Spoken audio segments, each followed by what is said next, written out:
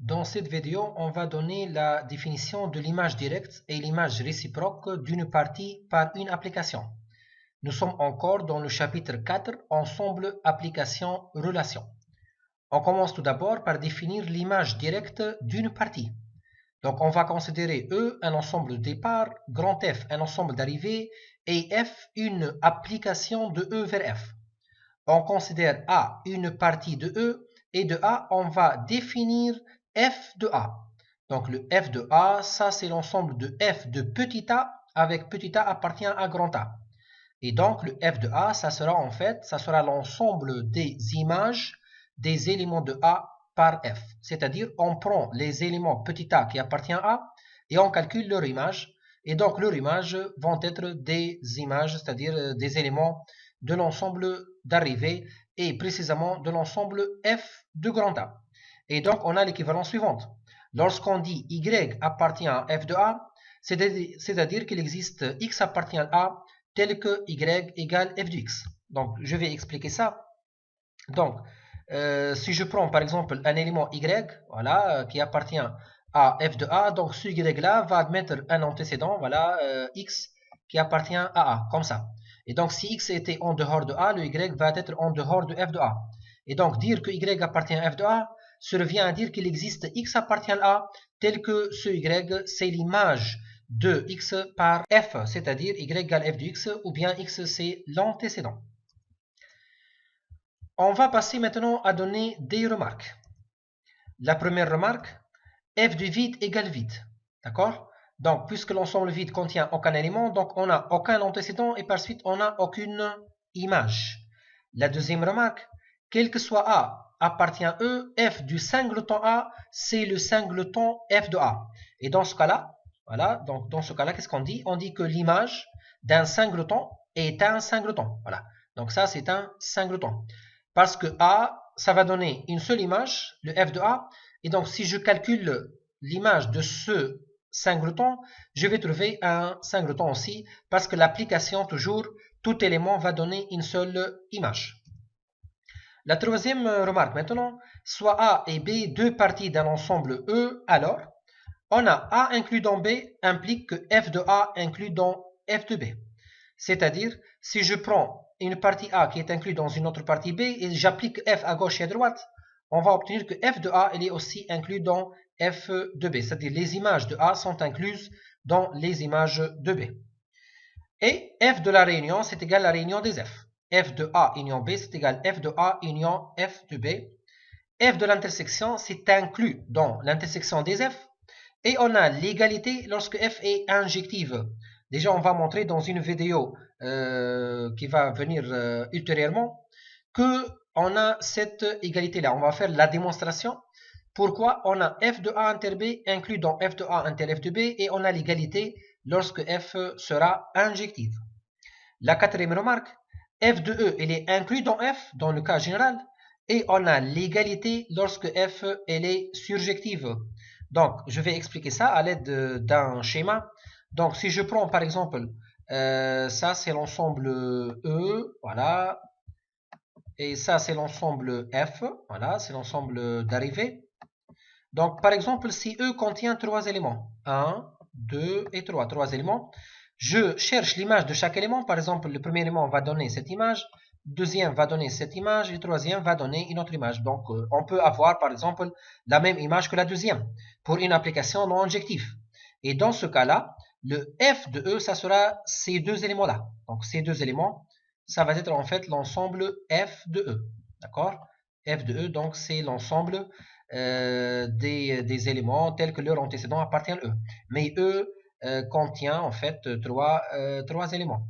Mais donc si on a un élément, par exemple ici dans F, qui n'a pas un antécédent, il n'est pas dans l'ensemble F de E. Et donc vous remarquez bien, dans le cas général, on a F de E, elle est inclus dans F.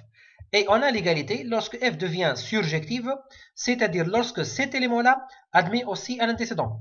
Donc, voilà, je vais expliquer ça. Par exemple, si l'élément, cet élément-là, qui est en dehors de F de E, va admettre un antécédent, comme ça, c'est-à-dire l'application sera surjective dans ce cas-là, alors cet élément va entrer.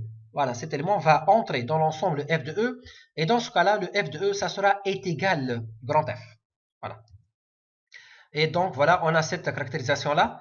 F de E égale grand F, c'est-à-dire l'image de l'arrivée, l'image de départ égale l'arrivée, c'est équivalent à dire que F est surjective. On va prendre un exemple. Donc, si je prends F, l'application de n dans n, définie par F de n, donc je vais expliquer ça. L'application f de n égale n sur 2 si n est pair et n moins 1 sur 2 si n est impair. Donc, je vais prendre un schéma. Par exemple, le 0, l'image de 0. Donc, 0 est un entier pair. Donc, son image, ça sera 0 sur 2. C'est-à-dire 0. Voilà, l'image de 0, ça va donner 0. Voilà. Par exemple, si je veux calculer l'image de 1. Donc, l'image de 1, tout simplement, ça sera 0 aussi. Parce que 1 est un entier impair et 1 moins 1 sur 2, ça va donner le 0. Par exemple, si je passe à 2, l'image de 2. 2, c'est un entier pair et 2 sur 2, ça va donner 1. Voilà. Si je passe à 3 maintenant, l'image de 3, ça va être 3 moins 1 sur 2, c'est-à-dire 1. Ainsi de suite. Donc, on peut remarquer que f n'est pas injective. En effet, on a trouvé par exemple deux antécédents, 0, 1, qui ont une même image. Ou bien on a trouvé 2 et 3 qui ont la même image. De même, 4 et 5 vont admettre la même image qui est le 2. Et aussi, on peut aussi déduire que f, ça sera surjective. En effet, d'après ce schéma-là, d'après ce qu'on a fait précédemment, les antécédents dans le cas général de n, ça sera 2n et 2n plus 2. Donc, si je fixe un n, voilà, donc si je prends un n dans le cas général, alors les antécédents de n, deux antécédents. Dans le cas général, on va avoir deux antécédents de n qui sont le 2n, voilà, et le 2n plus 1. Ça, c'est dans le cas général. Donc, 2n et 2n plus 1. Voilà. Et donc, chaque élément dans l'arrivée va admettre deux antécédents. Et donc, l'application, ça sera surjectif. Maintenant, je veux calculer f de l'ensemble 1, 2, 3. Voilà, c'est-à-dire f de cette partie-là. 1, 2, 3. Comme vous remarquez dans le schéma, et donc ça sera est égal 0, 1. Voilà. Donc f de 1, 2, 3, ça sera le 0, 1, c'est-à-dire je rassemble toutes les images. L'image de 1, l'image de 2 et l'image de 3. On passe maintenant à la deuxième partie, image réciproque d'une partie. Donc je vais prendre maintenant un ensemble E, c'est l'ensemble de départ, et un ensemble F, c'est l'ensemble d'arrivée toujours, et F, c'est notre application de E vers F. Maintenant, je vais prendre une partie de l'arrivée, B, une partie de l'arrivée, et de cette partie-là, on va construire ce qu'on appelle F-1 de B. Et donc, F-1 de B, en fait, c'est défini comme suit. C'est l'ensemble des X, voilà, comme vous remarquez, c'est une partie de l'ensemble de départ. Donc, c'est l'ensemble des X appartient à E, tel que f de x appartient à b. Donc, je vais expliquer ça. Voilà. Donc, si je prends, par exemple, un x qui appartient à f-1 de b, voilà. Donc, vous remarquez bien que le f de x, voilà, ça sera un élément dans b. Voilà. Et donc, on peut dire que f-1 de b, en fait, c'est l'ensemble des antécédents. C'est l'ensemble des antécédents des éléments de b par f. D'accord? Et comme caractérisation, on a la suivante. Un élément x appartient à f-1 de b, c'est équivalent à dire que f de x appartient à b. D'accord? X appartient à f-1 de b, c'est équivalent à dire que f de x appartient à b. Ça, c'est une caractérisation pour l'image réciproque. On va faire des remarques. La première remarque, f-1 de vide égale vide, donc ça c'est tout à fait logique, puisque le vide contient aucune image, donc puisqu'on n'a aucune image, donc on n'aura aucun antécédent. Et donc ça, c'est en utilisant cette définition. f-1 de b, c'est l'ensemble des x, comme on a dit, tel que f de x appartient à b. Et donc, si je remplace b par le vide, on va trouver c'est l'ensemble des x appartient à e, tel que f de x appartient à vide. Mais lorsqu'on dit f de x appartient à vide, ça c'est absurde. On n'a aucun élément qui appartient à vide. Et donc, le x, c'est le vide en fait. On n'a aucun élément. Et donc, le f-1 de vide, ça sera le vide, puisqu'on peut construire aucun élément dans cet ensemble-là. La deuxième remarque, toujours je reviens à ça, f-1 de grand F égale E. Toujours donc, je vais utiliser cette propriété-là. Et cette fois-ci, je remplace B par F. Et le f-1 de grand F, ça sera l'ensemble des x tel que f de x appartient à grand F. Mais lorsque je dis f de x appartient à grand F, ça c'est toujours vrai parce que les images appartiennent à l'ensemble d'arrivée.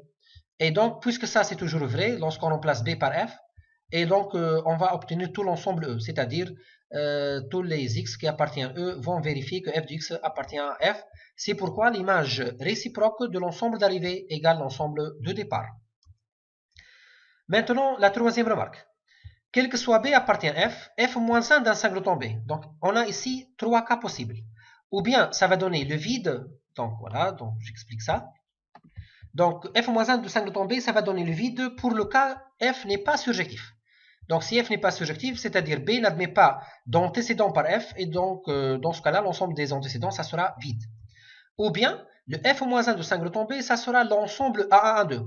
Donc, imaginez la situation, le B va admettre deux antécédents qui sont A1 et A2. Et dans ce cas-là, F n'est pas injectif.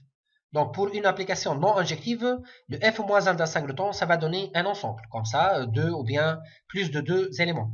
Et le troisième cas, F moins 1 de singleton B, on va trouver singleton A, et ceci, quel que soit B, donc quelles que soient les images de l'arrivée, chaque image a un seul antécédent, et ça, c'est lorsque F est bijective. On va trouver l'image réciproque d'un singleton, ça sera un singleton. Mais ce n'est pas comme le cas de l'image directe d'un singleton, comme on a dit précédemment. L'image directe d'un singleton, toujours, ça va donner un singleton. La quatrième remarque, soit A et B deux parties de l'ensemble F. Alors, on a l'image réciproque de A union B, c'est l'image réciproque de A union l'image réciproque de B.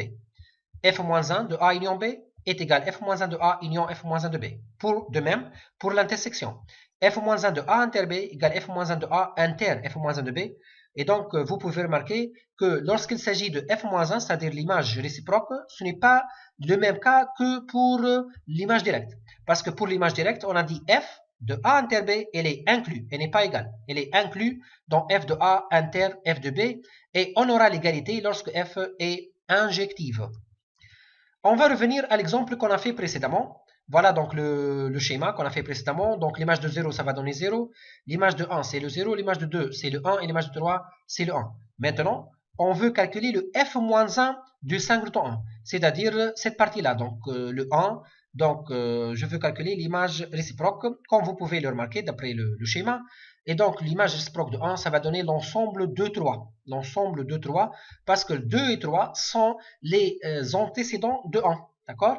Et donc, de ceci, on peut déduire que F n'est pas injective, puisqu'on a deux antécédents qui ont la même image. Voilà, je vous remercie pour votre attention.